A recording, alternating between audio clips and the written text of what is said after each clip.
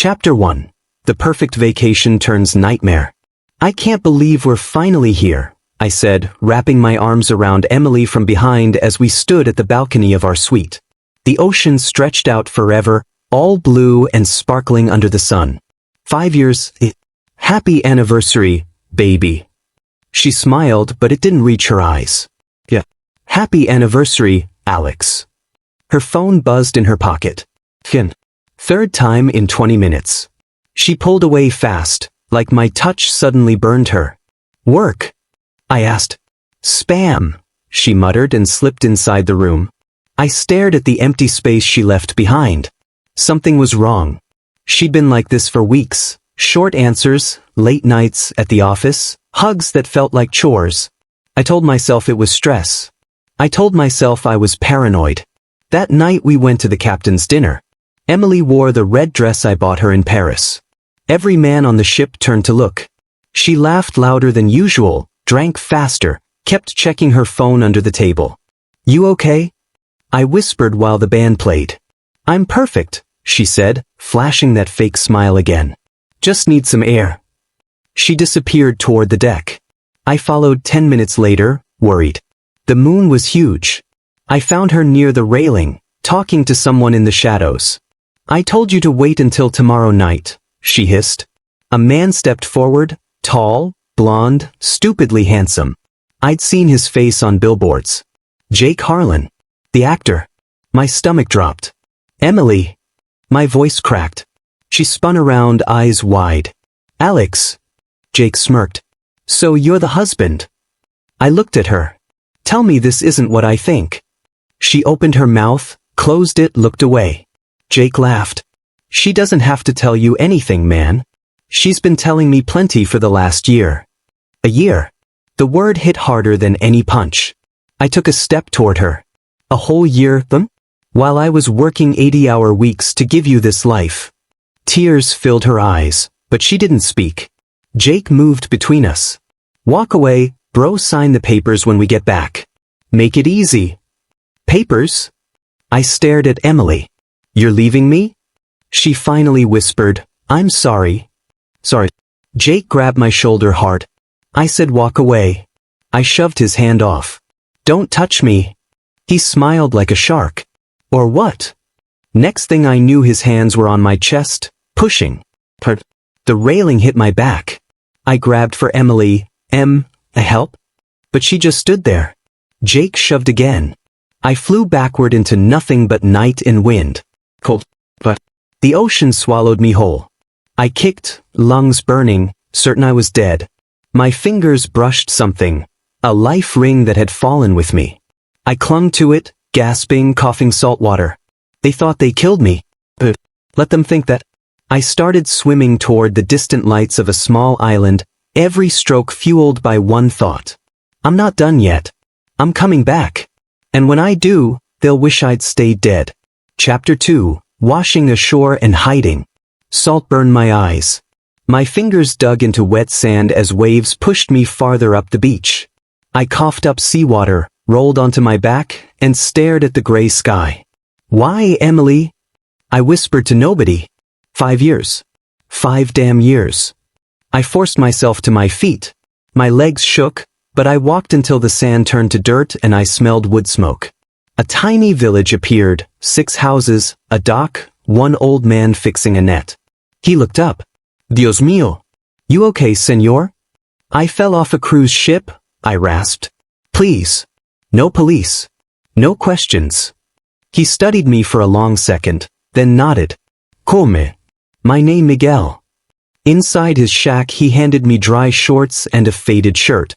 Eat. I tore into the fish and rice like an animal. When my stomach stopped screaming, I pulled the waterproof pouch from my waist, still had my emergency credit card and $2,000 cash. Miguel, is there a store? I need a phone. He pointed down the path. 10 minutes. You pay cash, they ask nothing. I bought the cheapest burner and walked back under the palms. First thing, turned on mobile data. Headlines hit me like punches. Tech executive Alex Harper presumed dead after falling overboard. Widow Emily Harper devastated. He was my whole world. Heartbreaking video. Emily Harper and close friend Jake Ryder comfort each other at memorial. I clicked the video. There she was, black dress, tears perfect for the camera, Jake's arm around her waist. I can't believe he's gone, Emily sobbed. Alex was everything to me. Jake kissed her temple. We'll get through this together, babe. My grip cracked the phone case. I wanted to throw it into the ocean, but I dialed instead. One ring. Alex. Sarah's voice cracked. Oh my God, where are you? Barely. Listen carefully, I don't have much battery. Talk to me. Emily's sleeping with Jake Ryder. They pushed me off the ship. Planned it. I swam all night, washed up on some island south of Cozumel. I'm hiding. Silence. Then, those bastards. Are you hurt? Bruised, cut up, but breathing. I need you to keep me dead. Don't tell anyone, not even your mom. Already on it, Sarah said. The Coast Guard called off the search this morning. Your body hasn't been found. Good. I need you to freeze everything quietly. Accounts, insurance, the works. Make it look like normal procedure. Done by tomorrow, she promised. What else? Start pulling phone records, emails, anything between Emily and Jake. And Sarah, her dad owns the company. If he finds out I'm alive too soon, he'll bury me again. Mr. Thompson's already flying in for the funeral, she said quietly. He told Emily he's proud of how strong she's being. I laughed, bitter and raw. Of course he is. She's always been Daddy's perfect princess. Alex, what are you going to do? I stared at the ocean that tried to kill me. I'm going to disappear. Then I'm going to take back everything they thought they stole. Stay safe, Sarah whispered. I'll message this number only. Code word, sunset, so you know it's me. Sunset, I repeated. Thanks, Sarah. You're the only one I've got left. I hung up, smashed the SIM card, and threw it into the waves. Miguel stepped out, holding a hammock and a bottle of rum. You sleep here tonight. Tomorrow we talk about work. You look like man who needs to stay busy. I took the bottle. You have no idea. He clapped my shoulder. Everybody got ghosts, amigo. Some just louder than others. I drank straight from the bottle, fire down my throat, rage in my chest, and watched the news replay Emily's fake tears on the tiny TV. Keep crying, Emily. Your nightmare just learned how to swim. Chapter 3. Uncovering the affair's depth. The motel laptop glowed in the dark like a sick blue moon. Sarah's voice crackled through the cheap earbuds. Alex, you sure you want to see this? Just open the damn account, Sarah. I'm already dead, remember? Keys clicked on her end. A second later my screen filled with Emily's inbox. The first subject line hit me like a fist. Can't wait until he's gone, say. I scrolled. My throat closed. Sarah whispered, breathe, Alex. Another message, 6 months old. Emily, once the insurance pays out, we buy the beach house in Maldives. Dad will never know the shares were transferred. Jake, and once dear old Dad kicks it, the whole company is ours. You're sure Alex doesn't suspect? Emily, he's too busy working to notice I'm never home. Stop worrying, baby. I slammed the laptop shut so hard the table jumped. They planned it, I said, my voice didn't even sound like mine. They talked about killing me like it was a vacation itinerary. Sarah's reply was soft. I'm sorry. Meet me tomorrow, noon, Marina Cafe. I'm bringing someone who can help. I didn't sleep. Next day I sat in the corner booth with a baseball cap pulled low. Sarah slid in across from me, eyes red like she hadn't slept either. A tall guy in a leather jacket followed her. Alex, this is Tom Reed. Best PI I know. Tom shook my hand hard. Heard you had a bad swim. Funny. I didn't smile. What do you have? He dropped a thin folder on the table and kept his voice low. Jake Harlan, real name Jacob Harris. 3 arrests for fraud, 2 ex-wives who lost everything, gambling debts up to his pretty eyebrows. Met your wife on the set of that awful vampire show last year. Started sleeping with her 2 weeks later. I flipped the folder open. Photos of them in hotel lobbies, his hand on her waist like it belonged there. Tom kept talking. He's $500,000 in the hole to some very impatient people in Vegas. Your life insurance? $2 million payable on accidental death. Guess who the beneficiary got changed to 3 months ago? My stomach turned. Emily. Bingo. And those company shares you signed over to her, for tax reasons? She already promised Jake half. Sarah reached across and squeezed my wrist. There's more. I recorded this yesterday. She pressed play on her phone. Mr. Thompson's deep voice filled the booth. Emily, sweetheart, the police say Alex's body hasn't been found. Are you sure you're all right? Emily's fake sob crackled through the speaker. Daddy, it's awful. I can't sleep. Jake's been so supportive. The pause. Mr. Thompson sounded tired. Just be careful, princess. That boy's charm feels convenient. Call me if you need anything. Love you. I stared at the phone. He doesn't know yet. Not yet, Sarah said. But he's starting to wonder. Tom leaned in. You want me to keep digging? I looked him dead in the eye. Every message I'd read last night burned behind my eyelids. Dig until there's nothing left to bury them with, I said. I trusted her with my life. She sold it for a beach house and a failed actor.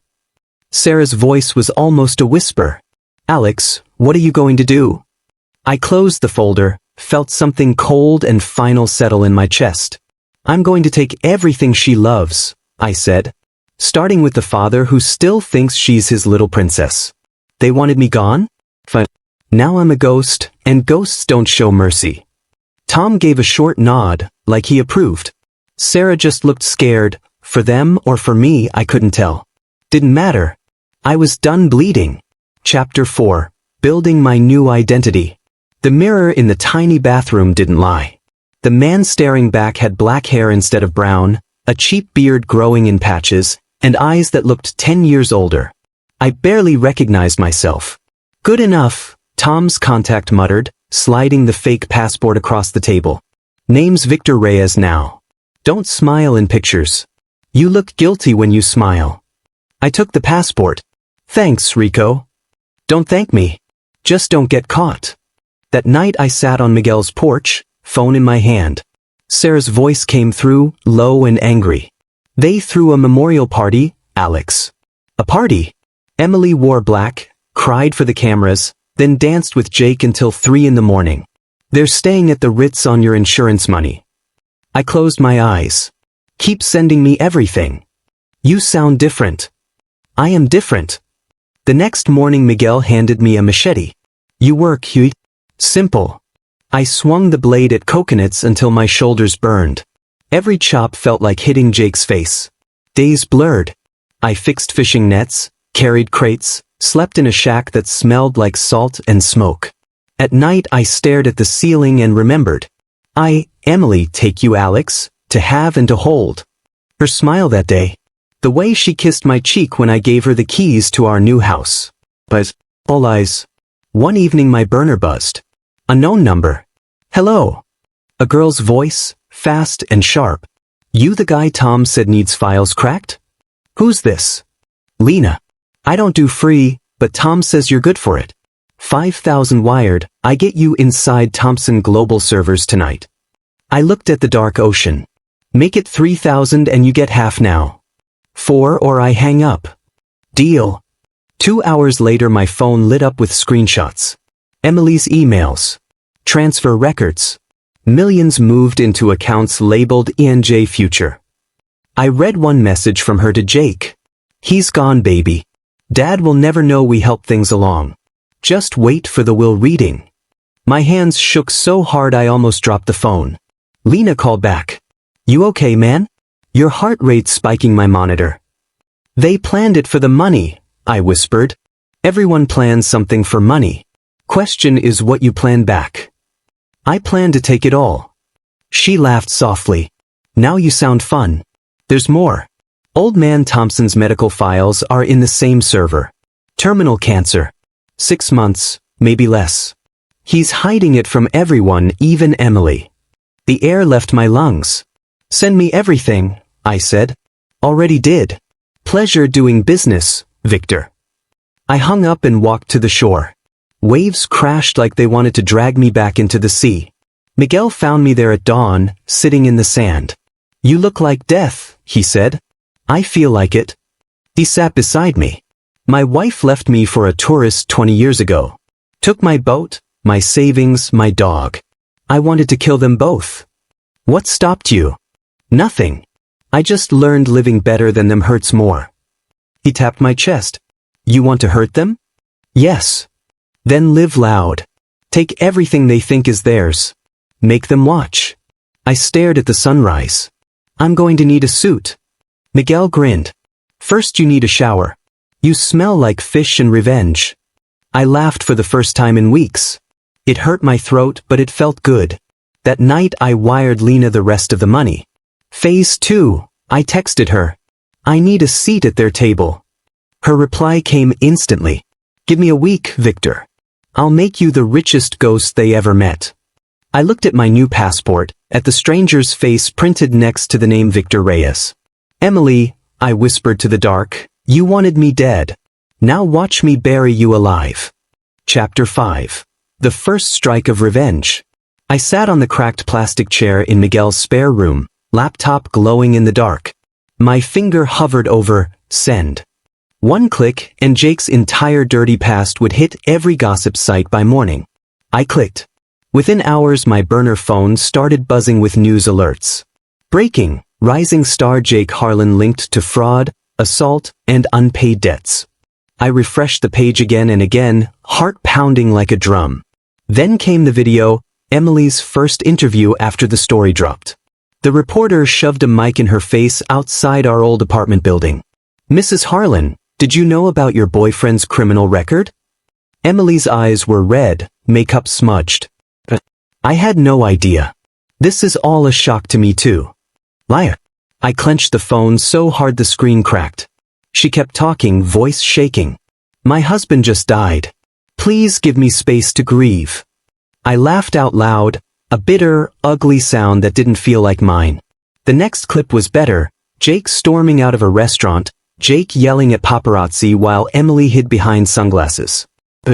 Let them feel hunted for once. Sarah called that evening. "Alex, slow down," she said the second I picked up. "You look like you haven't slept in days." "I'm fine." "You're not fine. You're shaking." I glanced at my hand. She was right. "Listen," she went on, softer. "I'm sending someone to you. Her name is Dr. Ellis. She owes me a favor and she's good, really good. You need to talk to someone who isn't me or Tom." "I don't need a shrink." "You need something. Promise me you'll see her tomorrow. 10 a.m., the cafe by the pier. Please." I sighed. "Fine." The next morning Dr. Ellis was already sitting at an outside table, gray hair in a neat bun, kind eyes behind glasses. She stood when she saw me. "Alex." She offered her hand. "Sarah said you might not want to be here." "I don't." "That's fair. Sit anyway." I sat. She didn't open a notebook. Just looked at me. "So," she said gently, "how does revenge feel so far?" I barked a laugh. "Amazing." "Terrible." "Both." "Tell me the terrible part." I stared at the ocean. Last night I watched Emily cry on TV and I smiled. Actually smiled. What kind of monster does that? "The kind who got pushed off a boat by the two people he loved most," she said simply. "You're allowed to feel satisfaction. You're also allowed to feel sick about it. Both can be true." I swallowed hard. I keep thinking, if I enjoy this too much, I'll turn into them. "You won't," she said, "because you're here talking about it. They never would." Her words landed soft but heavy. I rubbed my eyes. That afternoon Tom called, excited. "Boss, you're gonna love this. Got the full cruise security footage. Audio too. Listen." He played it. Wind, shouting, then Emily's voice clear as day. "Jake, just do it. Once he's gone, Dad's money is ours. Half for you, half for me. We'll be set for life." "Jake, you promise?" "Emily, I swear." "Now push." My blood turned to ice. Tom whistled low. "That's attempted murder, premeditated. We've got them." I couldn't speak for a second. "You okay?" he asked. No, I whispered. But keep going. I want everything. That night the second bomb dropped. Leaked audio of Mr. Thompson screaming at Emily over the phone. How could you be so stupid? His voice boomed through the speakers. That boy's criminal record is everywhere because someone wanted it to be.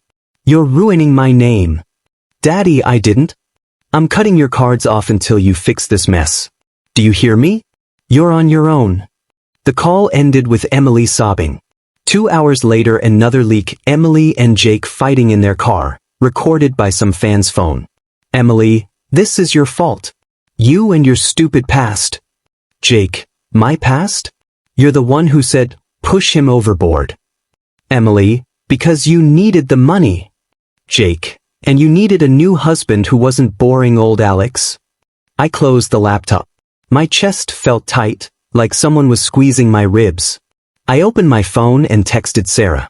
Me, tell Dr. Ellis same time tomorrow. Sarah, already booked. Proud of you.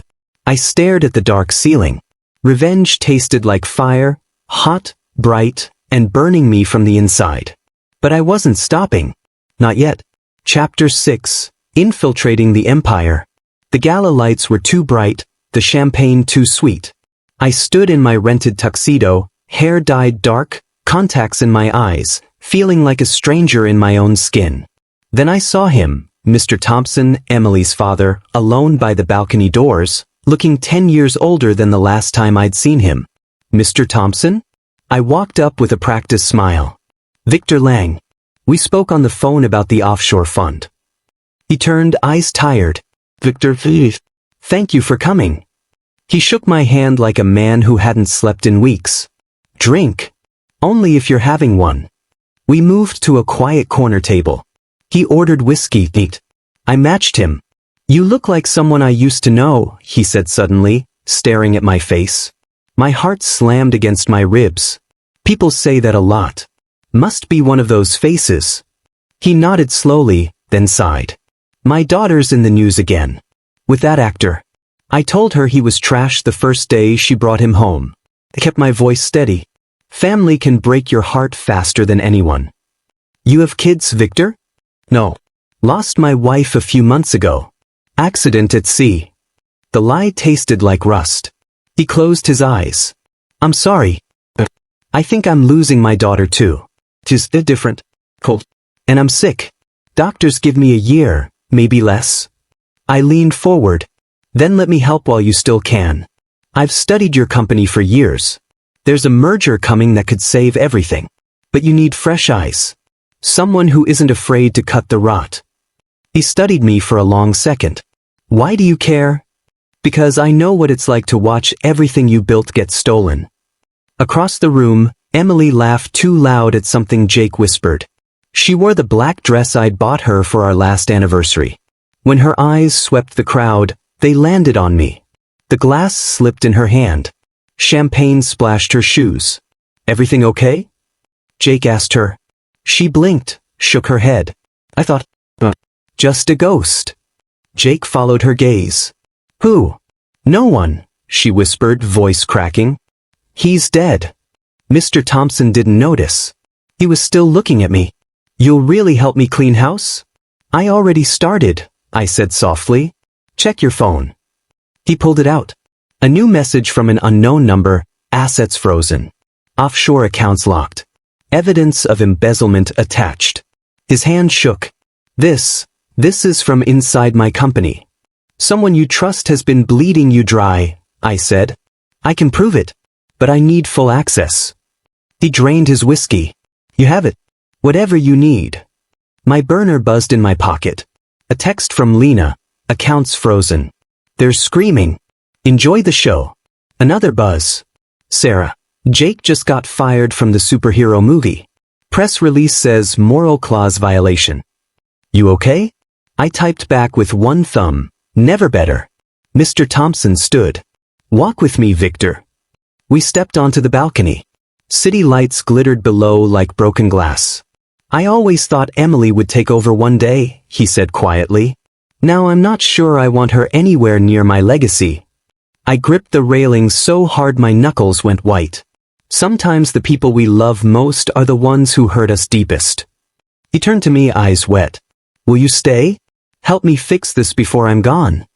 I looked straight at him, the man who'd once called me son, who'd paid for our wedding, who had no idea his own daughter tried to murder me, and I lied again.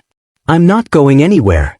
Behind us, inside the ballroom, Emily was crying into Jake's shoulder. He looked annoyed, already checking his phone for the next gig that would never come. I felt the cold night air on my face and thought, one more step. Just one more step and they fall. Mr. Thompson put a hand on my shoulder. Thank you, Victor. I think you might be the son I should have had. The words were knives. I smiled anyway. Happy to be here, sir. Chapter 7. The betrayer's downfall accelerates.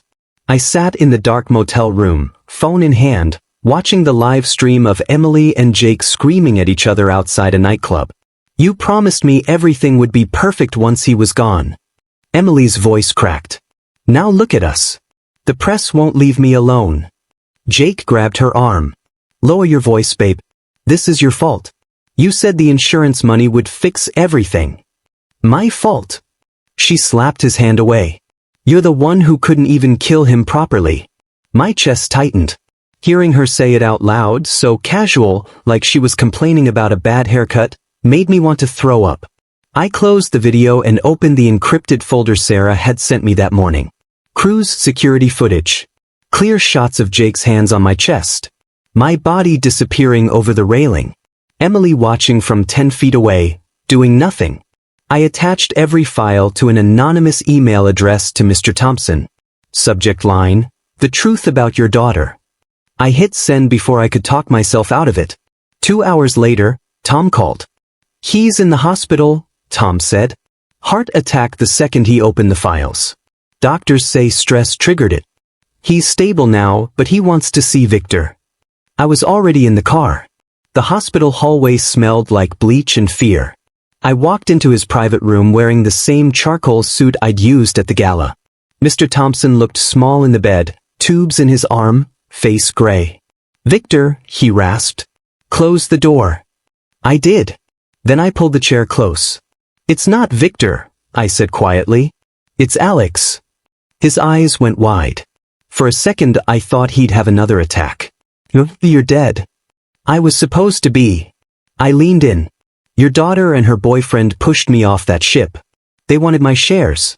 My insurance. Everything. He stared at me, tears filling his eyes. Emily. I nodded. I have proof. All of it. He closed his eyes. A sob shook his whole body. My little girl. I'm sorry, I whispered. And I meant it. Watching him break hurt worse than falling into the ocean. He grabbed my hand suddenly, fingers cold. I'm changing my will. Today, everything goes to you. She gets nothing. Sir. You earned it, he said fiercely. You survived. You came back. You're the son I should have had. I couldn't speak. My throat burned. He pressed the call button. Get my lawyer in here. Now. While we waited, my phone buzzed. A text from an unknown number. Emily. Alex? Please tell me it's really you. I'm so sorry. I never wanted you dead. Jake forced me. I love you always, please come home. I stared at the screen until the words blurred. Mr. Thompson saw my face. She knows you're alive? Looks like it. He took the phone from my hand, read the message, and laughed, a bitter, broken sound. Too late, princess. Tom called again that night. Jake just bought a one-way ticket to Mexico. I've got people at the airport. He's not going anywhere. Good, I said. My voice sounded like someone else's. Dr. Ellis answered on the first ring when I called her from the hospital parking lot. I don't feel victorious, I told her. I feel hollow. That's normal, she said softly. You're grieving the life you lost. Revenge doesn't bring it back. Then what's the point? The point is you're still here. You decide what comes next. I looked up at the hospital lights. Somewhere inside, Mr. Thompson was cutting his own daughter out of his life because of what she did to me. And Emily was texting me like nothing had happened. I typed one message back. Me, you made your choice on that ship. Live with it. Then I blocked the number. Chapter 8. Confrontation and Climax. I stood outside the glass doors of the boardroom, heart hammering so loud I was sure they could hear it inside. My hand tightened on the handle. 8 months of hiding, planning, bleeding inside every single night, and it all came down to this moment. I pushed the door open. Emily's laugh died mid-sentence. Jake's champagne glass froze halfway to his lips. I stepped in and let the door click shut behind me. "You thought you killed me," I said, voice calm, "but here I am." Emily's face went white. The glass slipped from Jake's fingers and shattered on the marble floor. "Alex?" Emily whispered, standing up so fast her chair rolled back and crashed. "No. No, this can't." "Sit down, Emily," I said. Jake found his voice first. "Security. Somebody get security." "No need," I answered. "They work for me now." The side door opened. Mr. Thompson walked in, slower than before, but his eyes were sharp as knives. 2 uniformed officers followed him. Emily's hands flew to her mouth. "Daddy?" Mr. Thompson didn't even look at her yet. He stared at me. "Alex," he said softly, "you sure you want to do this in front of everyone?" "I'm sure." He nodded once, then finally turned to his daughter. "Emily Rose Thompson, you are under arrest for conspiracy to commit murder." Emily screamed. "What? It wasn't, it was his idea." She pointed at Jake with a shaking finger. "He pushed Alex. I never wanted." "Shut up, Emily." Jake snarled, backing toward the window. "You begged me to do it. You said the insurance money would fix everything." "I was scared," she sobbed. "You said you loved me." "I said whatever got me the money." Jake shouted. "You think I wanted to stay with a spoiled?" "Enough," I said quietly. Everyone stopped. Even the officers waited. I walked closer to Emily. She flinched like I might hit her. "You promised me forever," I said. "Remember?